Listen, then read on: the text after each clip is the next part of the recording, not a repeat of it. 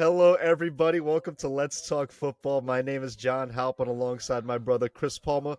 Happy belated Thanksgiving to you, my brother. Happy belated Thanksgiving to you, my friend. I hope you had a happy and a safe one. I did. I hope you had a happy and safe one. And to all our viewers out there, we hope you had a very happy and safe holiday with your family. There was a lot to be thankful for on Thanksgiving.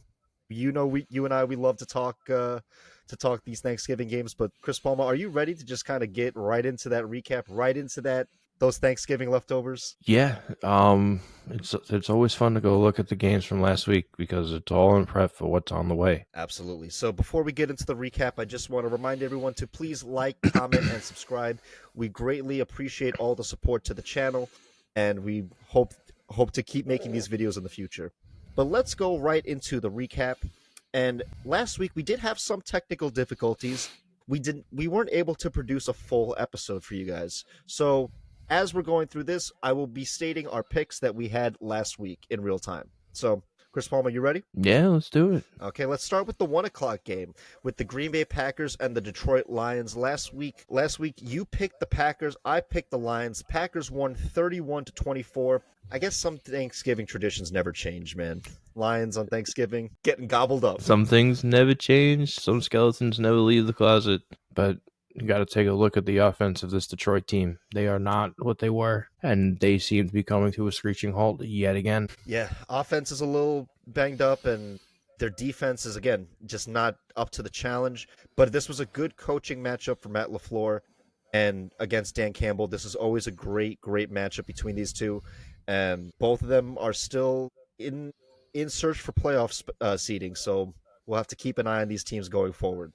But let's move to Dallas, where we get the second game every year at 4 o'clock in Jerry World, where we had the Kansas City Chiefs and the Dallas Cowboys play last week. You and I both picked the Chiefs, but you and I were both wrong. Dallas Cowboys beat the Chiefs 31-28. What a game this was, though. This just ties into the same vein of this league is so drunk.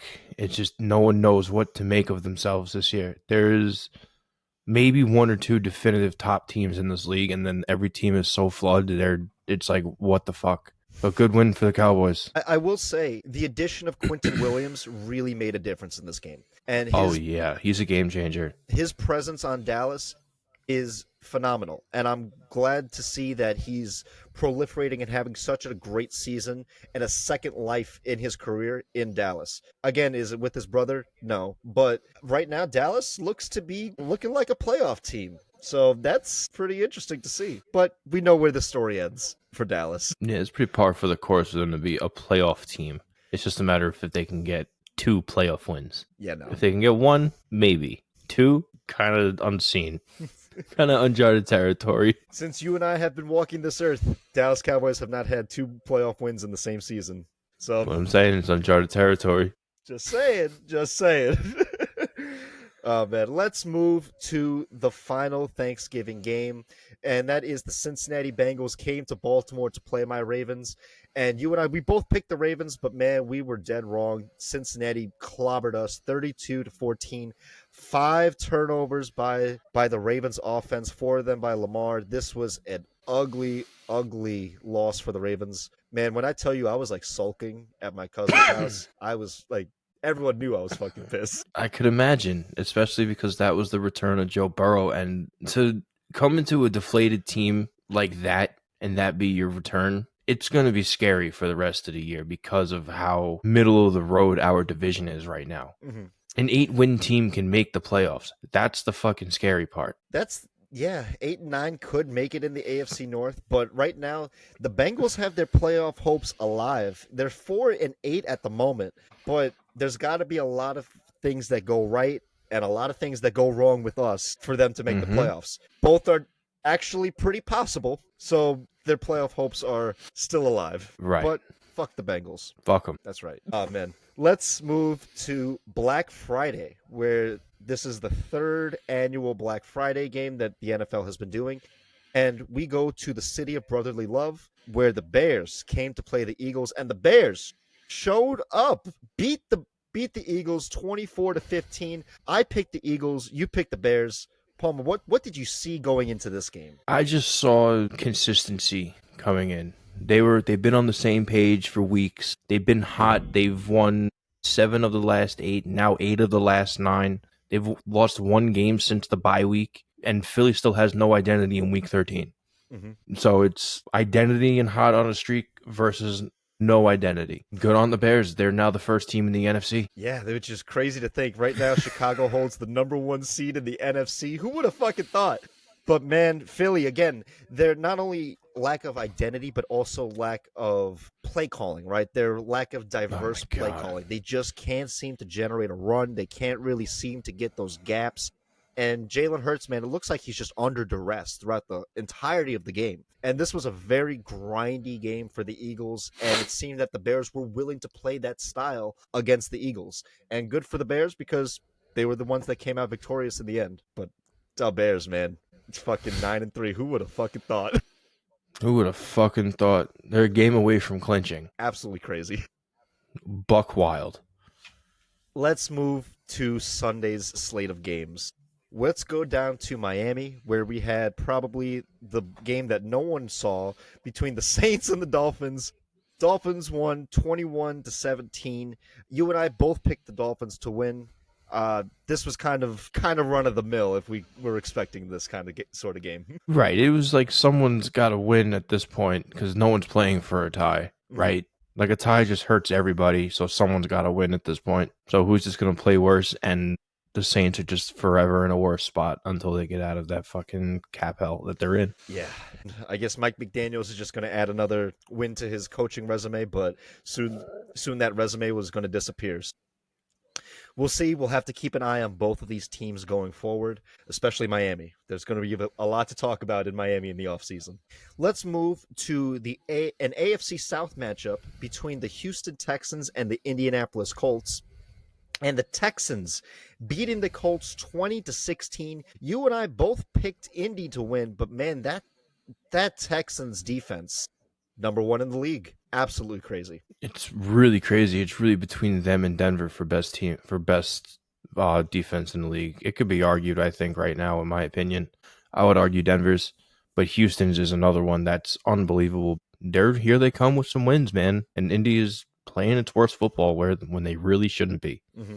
Yeah, there's always that one team every season that starts off really, really hot and then simmers down as the season kind of goes to an end. And it seems that we're seeing that with Indy right now. And it comes at the worst time because now Houston is 7-5, looking to make a playoff push. Indy is 8-4.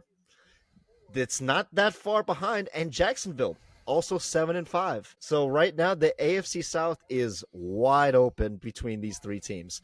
Titans, sorry, just not in this race, but not this year. But sorry. For these 3 teams, no one has clinched so far. It's any team's chance to win. So AFC South is wide open. We'll have to keep an eye out for that. Indy does play Jacksonville twice this month of December. A lot of divisional games happening there. So let's move to the MetLife, where the Atlanta Falcons and Kirk Cousins came to play the New York Jets, and the Jets winning 27-24, ruining their draft stock once again, just like New York Jets do. You and I both picked Atlanta to win this game, and you and I were both wrong on this game. Jets gonna jet, man. It's just every chance they get, they're gonna fucking lose their chance at a top first-round pick. So they're gonna get planted like they always do at number 12, number 13, and it's like, you're gonna do nothing with it yet again. Yet a fucking again. Good for y'all. Yeah, it's, again, 2 first-round draft picks next year and 2 in the following year. And like you said, so long as Woody Johnson still has his mitts within that team, it's going to be very hard for them to find success. And it's funny because even Jets fans, and I'm sure even Mr. John Conte too, does not want them to win. He wants them to just keep on losing. The energy is fucking dump the league for a first-round pick. You need a first-round pick, and you have 2. You need a first overall pick. Mm-hmm. Out of those 2 first rounds. And if you're going to get yourself out of the lottery because you just keep winning useless games, that is every year. That's the every year chemistry with the fucking Jets. Jets gonna jet, man. Jets are gonna jet. This might be the worst Jets gonna jet it's ever been. I don't know, man. There's been a lot of worse Jets moments. There's been some bad ones. Yeah, so it's hard to top the worst of the worst, but this is definitely up there. But let's move to Cleveland, where we had the San Francisco 49ers, Mr. Brock Purdy, coming to play that Cleveland defense, and the 49ers came to play. 25-8 was the final score, San Francisco winning. You and I both picked San Francisco to win. I think this was a case of who's the better team, the 49ers, and not to overthink that. Right. Let's not look too far ahead of that one. Cleveland has one good player on that defense that makes that defense shine, and that is Myles Garrett. He is an all-time talent on a really shitty team on both sides of the ball. San Francisco was well coached. They have a good defense, and they have a good offense. They just had injuries. They've been a little lackluster and inconsistent, but they are the better team without even looking. Yeah, and I just looked up right now, how many sacks does Myles Garrett have? And currently he has 19 sacks so far this season. You're about to say 19. So He's on pace for 25 or something this year. And the record is 22.5. So with a couple games left, with a whole month left, we could witness history of Myles Garrett breaking that sack record for the Cleveland Browns. Man. As a Cleveland Brown. Only someone just didn't force him to sign that contract extension for the Browns. If only he chose to go to another team. I don't feel bad for him. I don't, because he chose it. And I don't feel bad that he did it. But at the same time, it's like, are you willing to compromise? Are you willing to, you have to concede something, right, as a player. If you're willing to concede money to go to a better location, right, you're going to understandably be taking less money, but understandably, it's Myles Garrett. Teams were going to pay him good money regardless, right? So I think that, again, being that he wasn't willing to concede on that money, so therefore you're staying in Cleveland. And right now, Cleveland is producing 8 points. So, they produced 8 points this game, and it's not looking good for them going forward. But we'll have to keep an eye on Myles Garrett to see when he breaks the sack record this year. Yeah, for sure.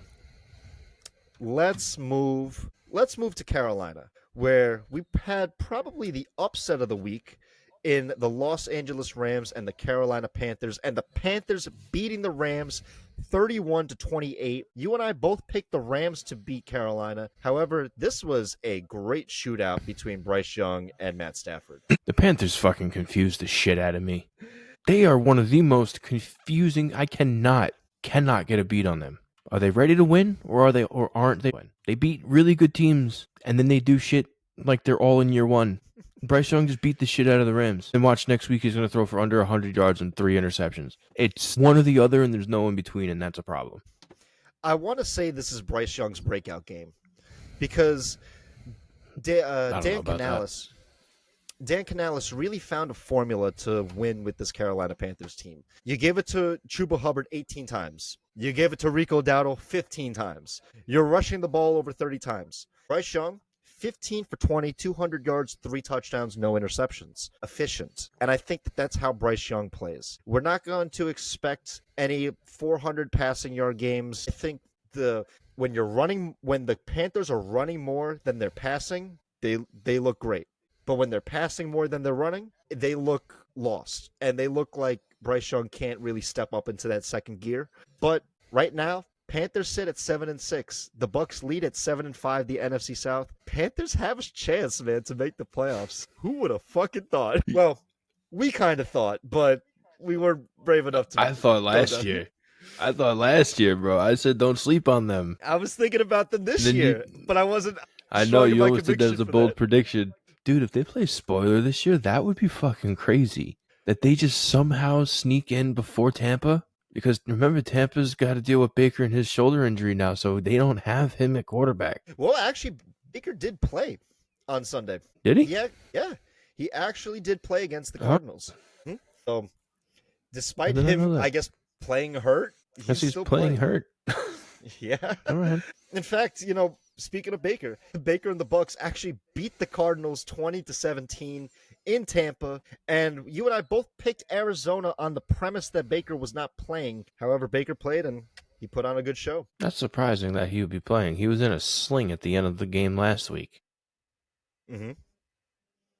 But then again, I don't know. Daniel Jones had his friends use a 3D thing to block the fracture in his leg. He played with a fractured leg. My God. This past week? Yeah. Yes. Daniel Jones had a fucking fracture in his leg, a fractured fibula. And his friends from college, they they run like a 3D printing company for sports science, Mm-hmm. and he had him 3D print a pad or a guard to help support the fracture in his leg so he could play. Well, I will say I did not know that, and the fact that he is playing with a fractured fibula, I think that really kind of explains a lot of the decline of Indianapolis, right? Because Daniel Jones, beginning of the year when he was healthy, right? I mean, granted, too, you still have Jonathan Taylor, but the mobility, losing that mobility for Daniel Jones, that's big in that Indianapolis offense. Yeah, when you can't fucking walk, how the fuck do you expect to play quarterback? Exactly. Couldn't have said it better myself. You fucking can't walk, dude. Give it a rest. Nah, bro, put a pad on it. We're good. Slap a pad on that shit and tape it. Get some hard plastic on that bitch. You'll be good. Let's get some hard bendable plastic on that shit and wrap it in gauze wraps and put it under my sock. You'll be fucking money, bro. Oh, You'll be by the way, alright. you're playing against the Texans. Right, you're playing against one of the nastiest defenses in the league. Good luck. Oh my god. Sometimes you just can't write this shit, right? You just can't fucking write it. Sometimes it's better than a fucking sitcom. My Sometimes it's better than a sitcom. I swear. Well, you can't spell sitcom without comedy, right? And if we're talking comedy, I want to take it to Tennessee. I want to take it to where the Jacksonville Jaguars came to Tennessee and beat the Titans 25-3. Now that's comedy. That's fucking comedy right there. I wonder if the Titans owner really kicks himself for getting rid of Mike Vrabel, because the downfall of the Titans started the minute they fired that man. Yeah. They have to be looking at New England with a lot of regret, and looking at Derrick Henry in Baltimore. They're looking at those two decisions and they're like, "What the fuck did we do?" Yeah, it's the downfall of the Titans is a very sad one, because again, they were competitive under Mike Vrabel. They were mostly 9-7 for a hot while, but they made an AFC title game in 2019. So they were on the verge of competing. Uh-oh, reconnect. Can you still hear me? Did I lose you? Yep, okay. Bring it to Seattle. Back on track, baby. We're back on track. Let's take it to Seattle, where we're gonna get through this if it's the fucking death of us. I swear it. Where the Minnesota Vikings came to play the Seattle Seahawks, and if we thought the Jacksonville Jaguar and the Titans game was bad, this one was a lot worse. Seattle beat Minnesota 26-0. We had another shutout this week. That was absolutely crazy. So I learned something the other day. Mm-hmm. If a quarterback for 4 quarters straight were to throw the ball at the floor, he would end with a QB rating of 34.8. Now, J.J. McCarthy has a QB rating of 32.6. Think it can't get worse than that. This fucking kid, undrafted. Now, understandably so, you are undrafted. You probably don't even think you're going to see the field at any point. You are playing in a professional game. You end your fucking debut with a 31.1 QB rating. You think Minnesota? You could have just thrown the ball at the floor for 4 quarters. You think Minnesota's and regretting walked away. Getting rid of Sam Darnold and Kirk Cousins and Daniel Jones, because he was on the practice squad. That is true. He was on the practice squad. They had, if I remember correctly, they had him playing scout safety. It was like a Baker Mayfield situation. Yes, they did. They had him playing on the scout defense. Man, it's good to see players get their revenge on former teams. I know Sam Darnold definitely cherished this win over Minnesota. My God, he loves every minute of it, especially since the Vikings have now waived Adam Thielen. And I believe he's wearing the black and gold. Black and yellow. Yep. Yes, he is. That's right. He is, because that one confuses me. He said he wants to go to the spot where he has the best opportunity for a Super Bowl. So now hear me out. He goes from a team that has no quarterback room and no playoff chances to a team that currently has no quarterback room and dwindling playoff chances. He likes Aaron Rodgers. What can I say? How? Well, they've been rivals for years. Exactly. He got to he just watched them smoke his team for decades. Exactly. Oh my God.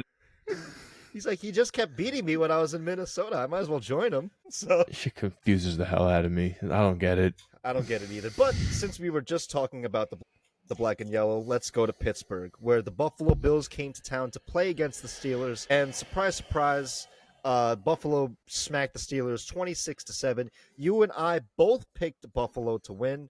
which I was a little bit surprised that you didn't take the Steelers, but understandably, I understand why you didn't take the Steelers. How can I pick the Pittsburgh Steelers to win when they put out a 40-year-old quarterback with 3 broken wrists in his fucking hand? 3 broken bones in his fucking wrist to play against the Buffalo defense. Now, granted, they're not the best on the run, but they have a really good pass rush. Always have, always will. And then we'll get into this when we talk our game coming up. As a quarterback, how don't you fucking strap your chin strap before the ball is snapped? That's what led to his broken nose. That's the whole reason why the face mask ended up in the bridge of his nose when he hit the dirt. Oh, and that's why we got that meme. The meme Yes. of it. Yes, because he didn't fucking strap his chin strap before snapping the ball. You're in your 22? No, he's 21? 20? You're 20. 20. You don't know to strap your chin strap? You got to be told to put your chin strap on? Hey, man, he's old. He's got dementia. Right, but then he must not remember yet. Here we go again. Another post-game conference where you're telling your receivers to run the right routes. This time you're doing it in the black and gold. You're no longer doing it in green and yellow. You're not doing it in black and yellow. If I call the hot route, run the right routes, you got to be in film. Shut the fuck up. Fuck up. You're part of the problem. We'll get more into it when we talk our game, but it is not looking too good in Pittsburgh, and it's not looking too good in Baltimore either, but we'll talk more about that. But let's move to LA, where we had an AFC West divisional rivalry game between the Raiders and the Chargers. Surprise, surprise, Chargers beat the Raiders 31-14. You and I both picked the Chargers. Again, this was another case of who's the better team. Let's not overthink it. It's the Chargers. Yeah, the Chargers are looking for a playoff run. The Raiders are still looking for a head coach. The Raiders are just always stuck in the mud. They can't get out of their own. Yeah, the Raiders are fighting for that number 1 overall pick come April. They are behind mostly Tennessee. I think Tennessee holds that currently at the moment, but right now the Raiders are probably number 3 or number 4. And it's not hard to see why, because they are bad on both sides of the ball. It is, and I feel bad for Max Crosby, I feel bad for Ashton Genty, but Raiders actually have the 32nd ranked offensive line. They have the worst offensive line in the league, and that comes to no surprise to anyone. No, it comes to no surprise, but I hope to God they see that and they decide that they use their first pick for a quarterback because Geno Smith ain't it. And then you go for a strong anybody in the front 3, center, guard. Anybody in the front 3, and then you worry about your tackles later. Mm-hmm. You got to get someone in right dead center to block him. There's a lot of holes to be filled in LA. Oh, sorry, not LA, in Vegas. And I feel like no matter who they draft, much like Ashton Genty, you could be good, right? But you're going to be asked to do a lot in a place that's not going to give you a lot of support. So any whole player to plug up a hole is a good thing, but there's just too many holes in the ship from what we see. Right. When it's, like you said, when it's it's just hemorrhaging in Vegas. Mm-hmm. So while Ashton Genty is loaded with talent, the ball only moves as far as the offensive line allows, as you and I both clearly see in our own teams. Mm-hmm. Absolutely. Let's move to the Sunday night primetime game this past week between the Denver Broncos and the Washington Commanders. And we actually had a very good game between these two teams. Denver won 27-26 in overtime. You and I both picked Denver. We thought it was going to be more of a convincing win. But, man, Washington had some fight in them with Marcus Mariota. Washington put into a corner. They decided to fight. I like to see it. You know, the Broncos are the very clear-cut better team going in, but the Commander said, don't forget about us. We're having some trouble, but we're still talented and we could still play. Mm-hmm. So, this was a good loss late in the year for the Commanders. I hope they come back with some confidence like this for the last couple weeks. I do want to give a big shout-out to Scary Terry, man. Like, he has a couple games every year where he just breaks out and has a monster game. He had a monster game this game, and he was absolutely smoking that Denver defense, and we know how good that Denver defense is. And the whole Washington football team, right? They should be proud of this. There's no good losses, but man, this was a great game to watch. You take away the names of these two teams between Team A, Team B. If the Super Bowl looked exactly like this, it'd be one of the best Super Bowls ever, because this was potential game of the year from two teams that we did not expect. Yeah, no, this was a great game. Good win for the Broncos. That defense is savage. Lethal. Absolutely lethal. But let's move to the final game this past week. Let's go to New England, where we have a Super Bowl rematch of the Giants and the Patriots. Two classic Super Bowls between those two, but that was many, many years ago. These two teams are very, very different now. And the Patriots beating the Giants 33-15. You and I both picked the Patriots to win, and this was indicative of that. Yeah, but I think it's the tone in which the Patriots beat the Giants this past week that really needs to be spoken about. They didn't just beat them, they beat them up. They bullied the Giants for 4 quarters in every way physically that they possibly could. Mhm. And I'm not just talking about them sending Jackson Dart for 6 yards on the sidelines, which was a clean hit, by the way. That was It was a clean hit, shoulder to shoulder. He was outside the box, free and clear. Jackson Dart needs to learn how to slide to save his own career. He has been in concussion protocol 3 times this year. The average career is 8 years. You cannot go into concussion protocol 3 times a year and expect to have a full career. You have to learn to protect yourself. And I understand his idea. It's not soccer, this is football. You're a football player first and then you're a quarterback. I get it. This is not high school. This is not college. Everyone on the field at one point was given the All-American tag. These are all the greatest of the greatest that you played in college together on one field. You have to protect yourself. It's funny because we were kind of saying the same thing earlier about Jackson Dart's other rookie class member of Camp Scadabo. Camp Scadabo. And it's, again, the Giants have drafted themselves two very, very talented players. However, they're two of the most reckless players within this past draft. And their reckless style for the positions that they play is not going to lead them to, like you said, having a long career, right? It'd be great for Giants fans if Dart and Scadaboo were going to be there for the next 10 years. However, if they keep playing as they do, they may not even play the next 10 games. So with that being said, they do need to hone back on the recklessness. And as Jackson Dart said to John Gruden, he always wants to be +2. John Gruden said, cut that. Just cut that +2 mentality and you'll be fine.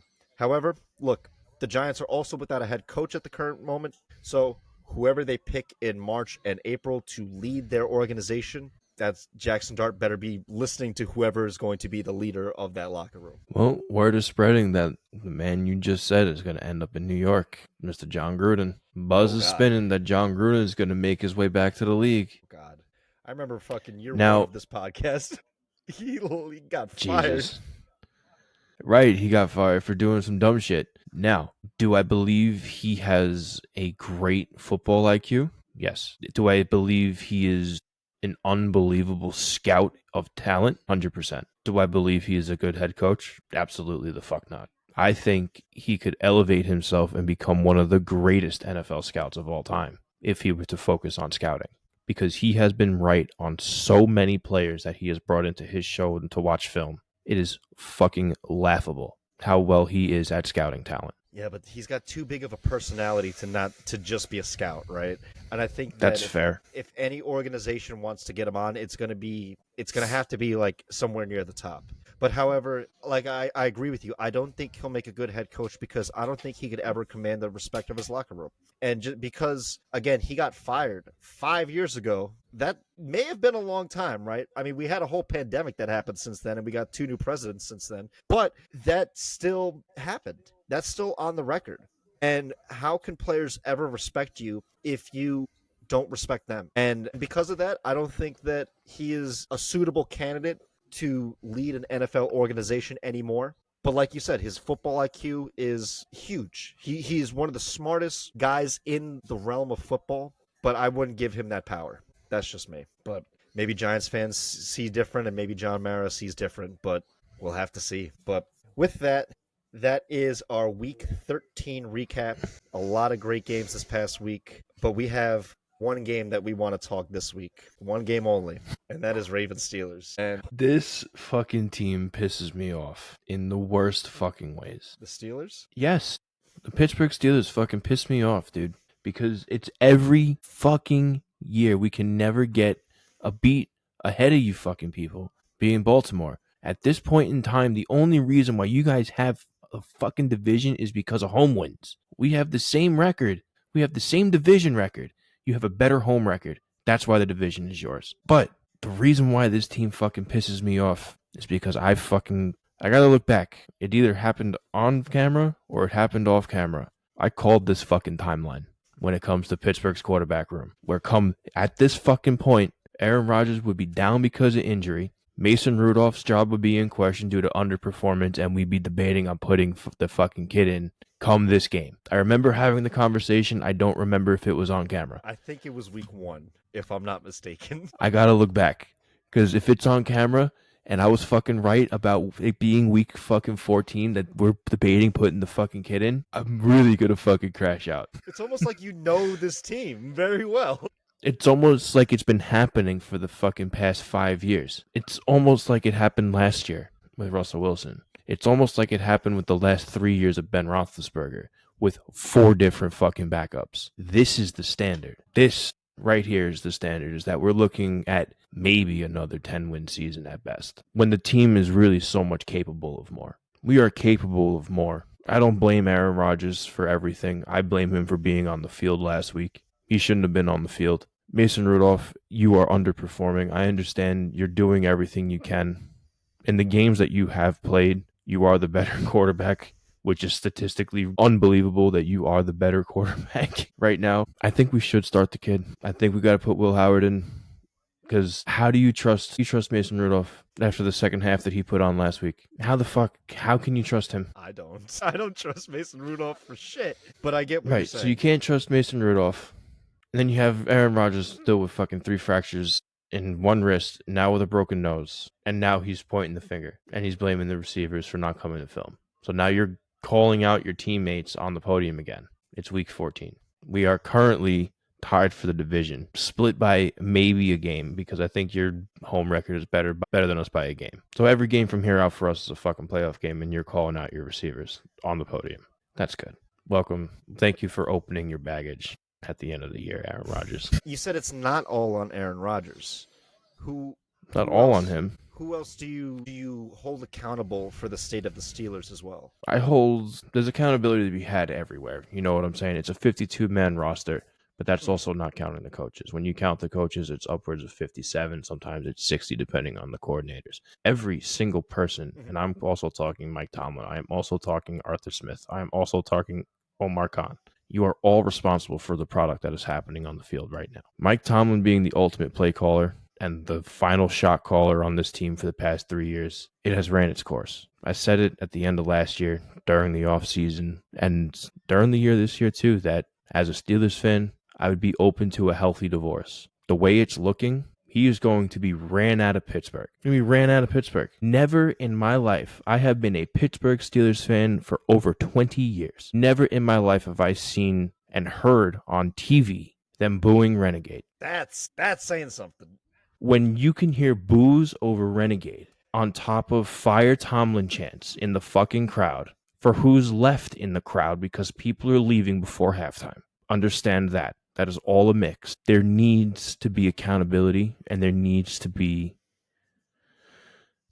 consequence come the end of this year. Now, I know the Rooneys are very patient people. They normally don't fire coaches. They went against the grain when they fired Matt Canada. That was kind of a mind blow for a lot of people. They cannot be the one.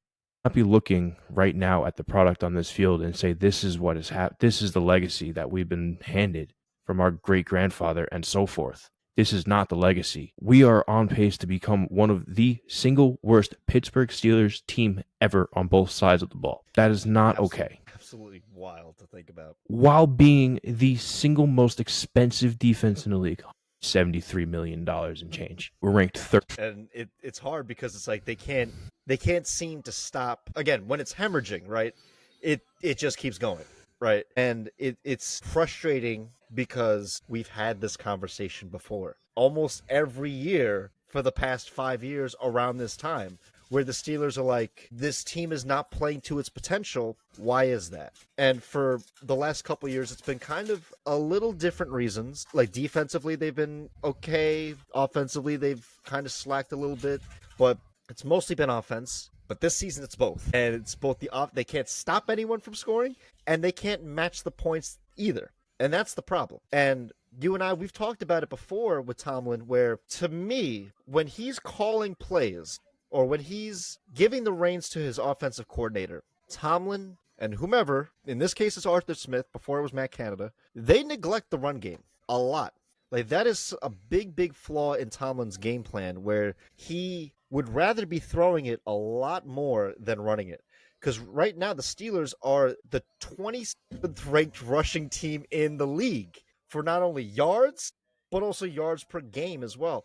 And so when you go into a game, say for instance against the Buffalo Bills, who know that you're going to just be passing the ball majority of the time, they don't necessarily need to prepare for the run game because they know it's not a threat. And that's just a big flaw that Tomlin has had as well. But like you said before, there's a lot of blame to go around. Tomlin, Aaron Rodgers just being Aaron Rodgers. What more could we expect? And the defense just again missing assignments, being expensive but old, and they have a lot of vets being made on that team between T.J. Watt, Cam Hayward, Jalen Ramsey. There's a lot of old guys there, and when you're a team comprised of a lot of vets and not a lot of youth, of course you're going to be behind. And it's unfortunate that it's like, well, we've seen the Steelers before have tremendous success in the first September and October of the season, but come November and December, when it gets a lot colder and they have to play against the gauntlet that the NFL just gives them every year for the back end of their schedule. I don't know why they do that, but it seems to be what's been another contributing factor to their success where it's like, oh yeah, we look and after the bye week, oh, we're fucked. Like we are so fucked. And there's a lot of things going wrong with there, but I think that ultimately you're right. This should end in a healthy divorce at some point, and I think the sooner is better than later. And I agree with you on that. I feel like this is almost the same situation when it comes to like Bill Belichick at the end of his career in New England. At the end of it, the team is looking its worst because he's doing the most, wearing the most hats. And this has been like a steady decline in our production as a team since Mike Tomlin has taken over the role of main play caller. When he took that away from the offensive coordinator, that's when it all went away because he's always been a defensive coach. That much is known.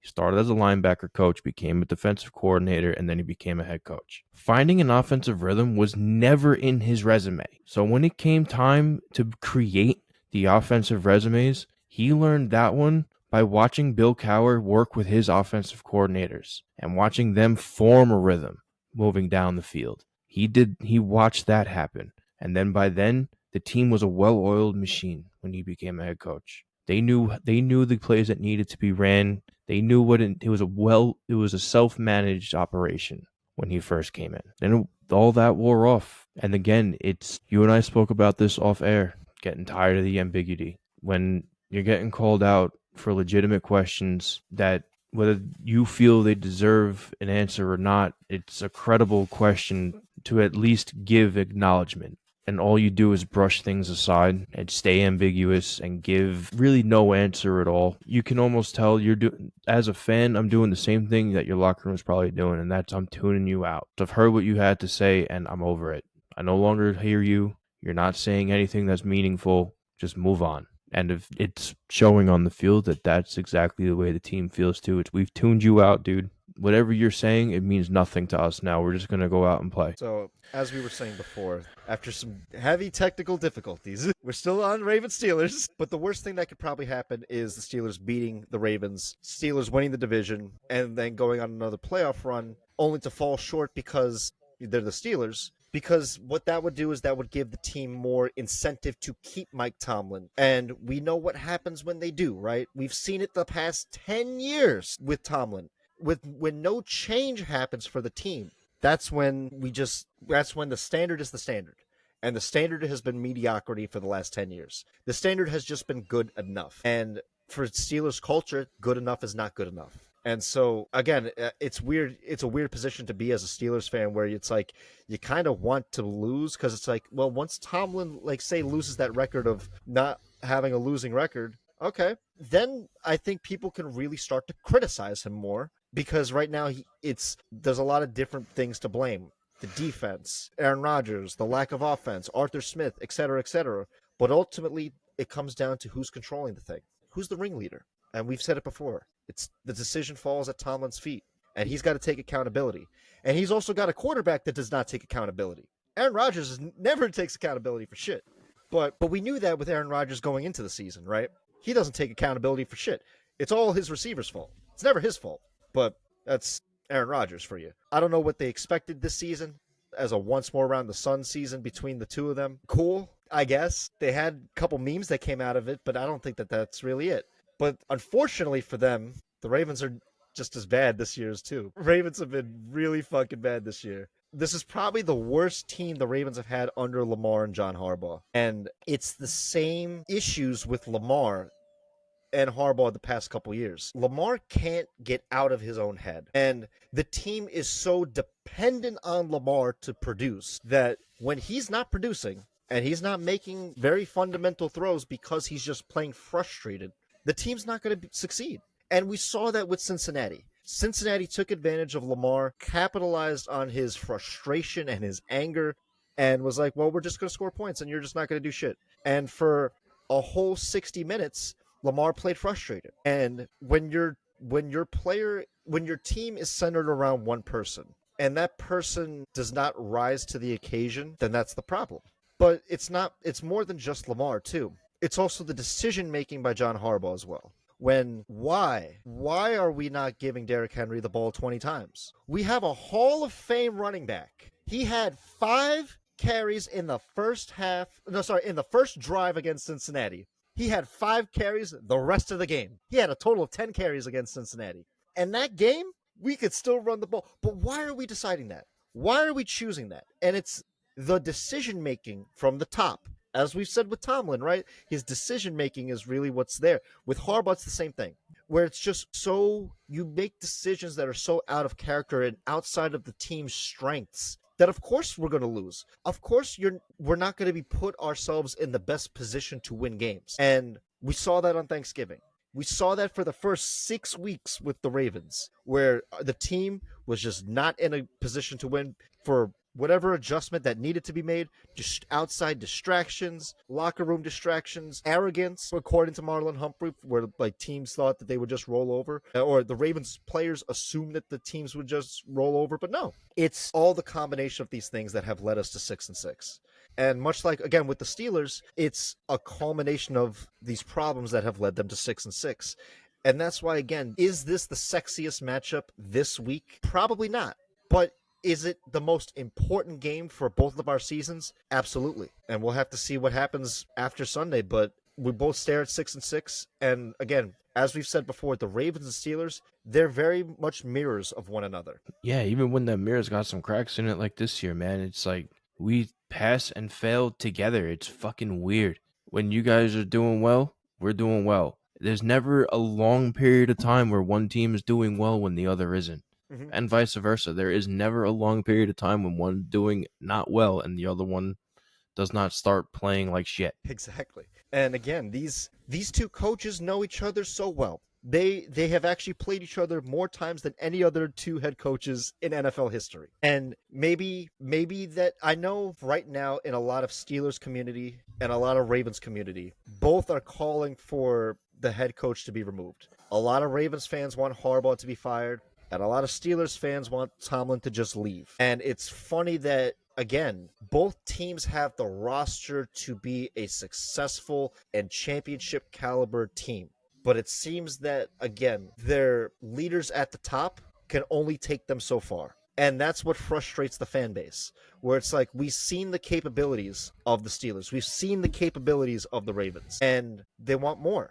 And I don't blame these both fan bases for wanting more out of these teams, because they can do it. Like, right? Like the Steelers, I mean, granted, look, if the Ravens offense mixed with the Steelers defense, holy shit, that's a fucking Super Bowl caliber team right there. But I don't know about that, dude.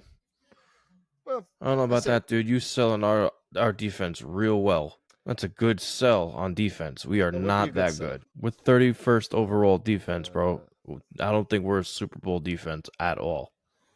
Oh, here we go. I hear you now. And you know what? You're probably right on that. Because, like you said, the Steelers' defense has not been good. And maybe I'm overthinking it of just, again, the caliber of players that the Steelers have, right? Again, TJ Watt, Cam Hayward, Jalen Ramsey, et cetera, et cetera. And again, I think legacy kind of clouds the mind a little bit. And I'm just thinking this right now because we understand that both Harbaugh and Tomlin are going to be in the Hall of Fame at some point. We understand Aaron Rodgers is going to be in the Hall of Fame at some point, and so is Lamar, despite, not even getting to a Super Bowl, but he's two-time MVP, sets a lot of records. He's going to be in the Hall of Fame. Expectations, right? We had different expectations for the teams going into this year. And I know you were very low on the Steelers going into this year, expecting them to be very, very bad. Clearly, they're not.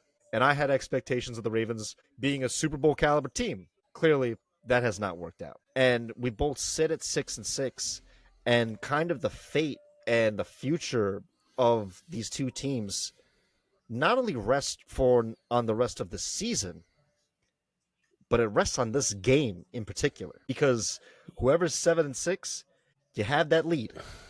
And it doesn't get easier after that, but it sets ourselves up for our week 18 matchup where all the money's on the line. And I know you and I, like, we kind of called that at the beginning of the year where it's like, yeah, we'll probably be playing for the division come that time. We'll probably both be like 8-8 ish. Whoever's 9-8 wins. Bro, if we're both Whoever's 8-8 going into this fucking game, and a 9-8 team from the AFC North ends up in the playoffs, that's going to be abysmal. It'd be embarrassing. It'd be embarrassing because even when let's say the Steelers they don't make the playoffs, right? Or we get one off, and you guys move on. I want you guys to bring it home for the AFC North. Like, bring that one home. Fuck the Bengals, but bring that one home. Absolutely. At the very least, bring it home for the AFC. If not for the North, bring it home for the AFC. It's hard to root for a 9-win team in the playoffs when there's so much other talent across the playoff bracket. Mm-hmm. It's whoever we're facing is going to be 3 gears ahead of us. They're going to be playing on a whole different caliber of team. I said it before, I'll say it again. When it comes to the Steelers specifically, we are the fucking Cowboys of the AFC. We're turning into those fucking into that team where we keep talking about the nostalgic days. Look at this team, look at this team, look at this team. We haven't fucking been on a deep playoff run in 12 years. I know you guys aren't that far behind, but we haven't been on a fucking deep playoff run in 12 fucking years. That's unacceptable. We haven't been in the top 10 defenses in 5 years. Think about that shit. Which is crazy. Crazy to think about for coming from the Pittsburgh Steelers. How do you not have a fucking top 10 defense in 5 years? Granted, if the Ravens had a top 10 defense, oh God, they'd be a whole different team this year. But we're close to the bottom as well, and deservedly so. Deservedly so. And I think, again, for both of these two teams, we rest on our laurels. I don't even know what laurels are, but you know the expression. Where it's like we're complacent with just good enough, or complacent with just good. And I think that for the Steelers, it's complacency in overall legacy. And I think for the Ravens, it's been complacency with being good in the recent time. But at the same time, I think that both teams, again, are where they are because they've rested on their laurels and have been complacent for just this whole season. And it shows. You see it every week. I see it every week. And the fact that we see it as fans, that's a problem. Right. When it's easy for the untrained eye to see it, and you as a leader refuse to acknowledge it when the people are asking you, what the fuck is going on here? And you don't have as much as an acknowledgement of, we get it, we need to be better. That's all people want to hear, is you acknowledging the fact that we need to be better on the field. And when you refuse to do that, that's when you get under people's skin, and it's like, this guy doesn't give a fuck. He's just going to keep doing whatever the fuck he's doing. And now I'm talking about Tomlin specifically. I'm maybe a little hung up on the way he reacted to the media person during the Chicago game when we got burned on that fucking final play. But it's like over years of ambiguity. That was one of the first times I've ever seen him get truly stumped by a fucking quality question, and he had no choice but to dodge it. I've seen him dodge a lot of bullshit questions, but to dodge a question that well structured, that shit did not sit with me right. It did not sit with me right. And I know you and we talked about it off air, and believe me, the reporter asked a brilliant question. He asked, like, why was the cover 3, why was that coverage blown in that cover 3 set? Should you guys have adjusted out of it? Something to that effect, right? Along those lines, right. Like, it was very well structured as to where the coverage was blown, what should have happened, blah, blah, blah. And even Tomlin said, I'm very impressed by your question, but I'm But not I'm gonna. not gonna go into the intricacies of a defense or some Yeah, shit like that. and you and I, we kind of like, I don't want to say argued a little bit, but it's like We debated I a little bit. debated a little bit where it's like I agree with Tomlin that he doesn't need to give that information to reporters or to anyone out there because that could be public knowledge that other defensive coordinators and offensive coordinators can exploit. But I do agree with you with the fact that, again, if a reporter can see that and look at it and see the problem that your defense has blown coverage in the most crucial part of the game, that's a problem. Because if a reporter's smart enough to pick it up, if us fans are smart enough to pick it up, of course the talent in the NFL is going to be smart enough to pick that up. And it Correct. does not take long for teams that, once there's a lot of film on a team, teams make those adjustments. And we see that a lot. We see that with, again, there's not a lot of film in the first couple weeks, but as the season goes on, there's a lot more film and a lot more teams pick up on it. And there's a lot more to study. And right now, the Steelers have been at a place where it's like towards the back end of the season, they've provided a lot of film for a lot of coordinators for simple offenses, for simple defenses, and they just get exploited. And believe me, the Ravens are no better because our defense is Swiss cheese. Fucking Davis Mills was fucking throwing bombs on us. I don't know what it's with Davis Mills I don't personally. even I know don't what know the what the fuck's fuck's going on with him. I don't know, but CJ Stroud is back playing for the Texans right now. So Davis Mills is back on the bench. But goddamn Davis Mills. But nevertheless, this game is big. Even though in the rest of the eyes of the fans of the NFL, they'd rather watch a lot of other games than this game. But I do really stand by this that this game between the Ravens and Steelers is really going to decide like one, if not both of these two teams. Dissatisfaction with the status quo, that's when management's going to be willing to make changes. But who gets there first? Who gets there first? That's always the bit. It's who isn't too patient Mm, and who is historically the most patient. And that's always been the fucking Roonies. And that's the unfortunate part. So it's very tough. But man, I don't blame you for having your banner upside down because I know it's not been a very, It's fucking troublesome, dude. It's so troublesome. you've had that very quick. I think it was like week 3 or week 4 that you had that upside down. But Well, yeah, because come week 4, I was doing the math that we were fucking letting up almost 400 yards a game. We're still up in the 30s. We are letting up over 380 yards a game on defense. mhm. What? At 175 million motherfucking dollars? We are letting up 25 and a half points a game on average. It's okay. I think the Ravens also average the same as well because of just how bad we were at those first 6 weeks. Since the bye, the Cincinnati game was the first game that a team scored over 20 points on us. Other than that, we kept teams under 20. So the defense has made adjustments, but you can't win a game when you're turning the ball over 5 times. When your best player is turning the ball over 5 times. Who knows? Maybe the Steelers had 6 turnovers one game this year. Can they Right. do it again? Probably not. Probably. No, we probably can. 6 It turnovers all in one game? depends. I fucking hope not, but I'm not saying it's not fucking possible. No, I'm saying like Rogers comes in and wants to play again with 3 broken bones in his fucking wrist. Watch it happen. no, I'm saying like the Steelers defense gets 6 turnovers off the Ravens offense. Not possible. Not I happening. don't think, yeah, Our no, I defense don't isn't think that that's good happening. anymore. But No, goddamn, not happening. it'd be a hell of a game if it did, maybe. If that's what turned out from our defense, I would fucking crash out. I'd fucking absolutely crash out because I would be like, why in the fuck did you wait till week 14 to turn? They wanted Wait to till wait week till this game. 14? Right.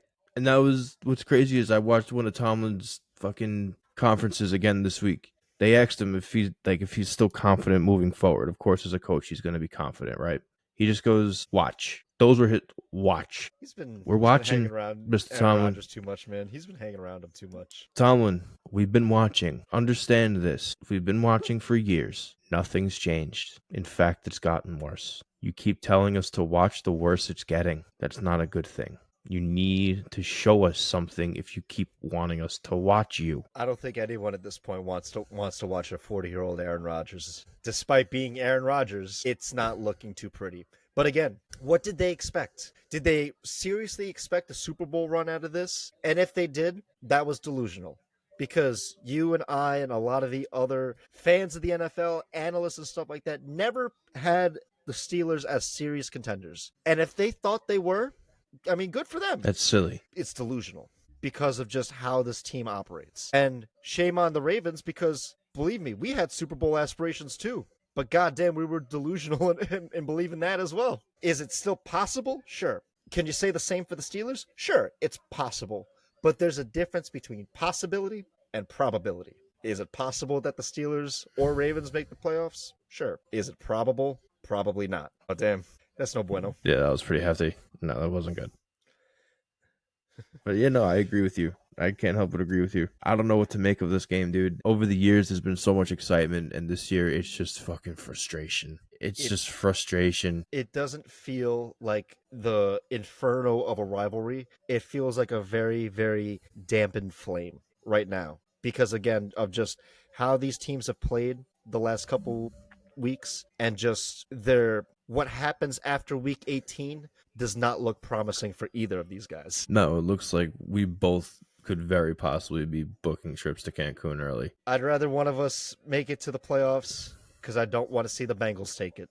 Because fuck the Bengals. Fuck the Bengals. And this is where it would come in to be a weird situation, right? Now, like, let's say, not saying it's not possible, but I'm hoping that this doesn't happen. The entire AFC North went negative, right? Went below 500.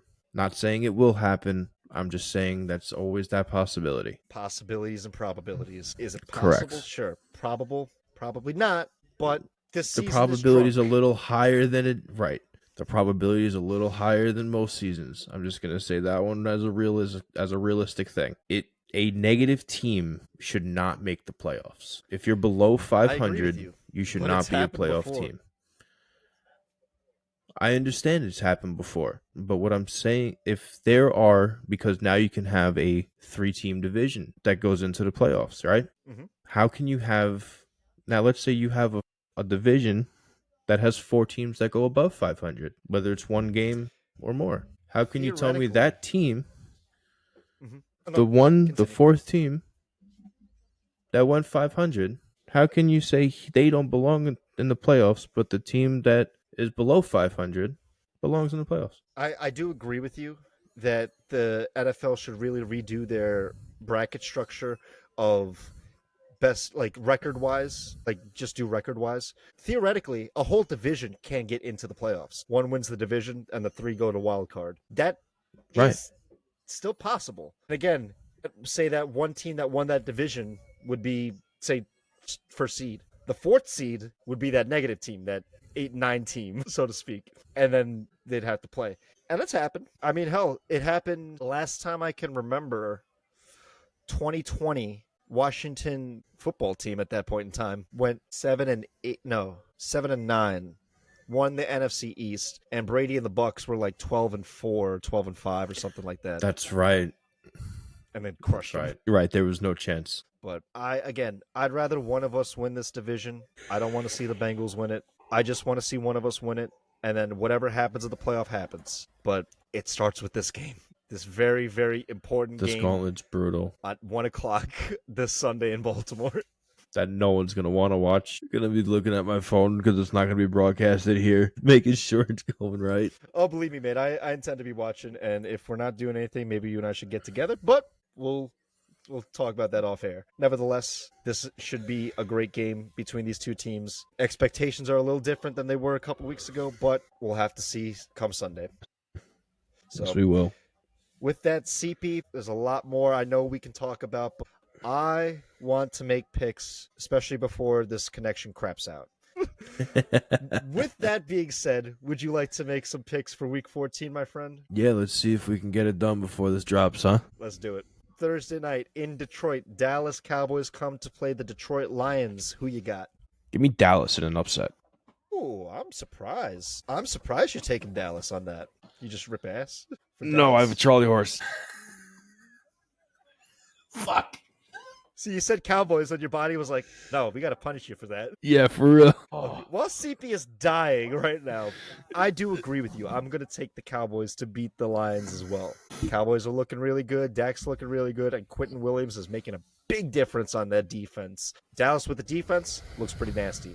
Detroit, I still expect them to make the playoffs, but I'll take Dallas to win. Let's move to Sunday's slate of games. Let's start in Cleveland, where we have the Titans coming to play the Browns. Who you got? Give me Cleveland. There's no way they fucked this one up, right? They absolutely can. But I will take Cleveland as well. I think the better question is, how many sacks does Myles Garrett get? That's my thing. But 2.5. Gets I'm gonna give closer. him 2.5. I'll round up. I'll take the over. I'll take 3 on Cam Ward. All right. Shit.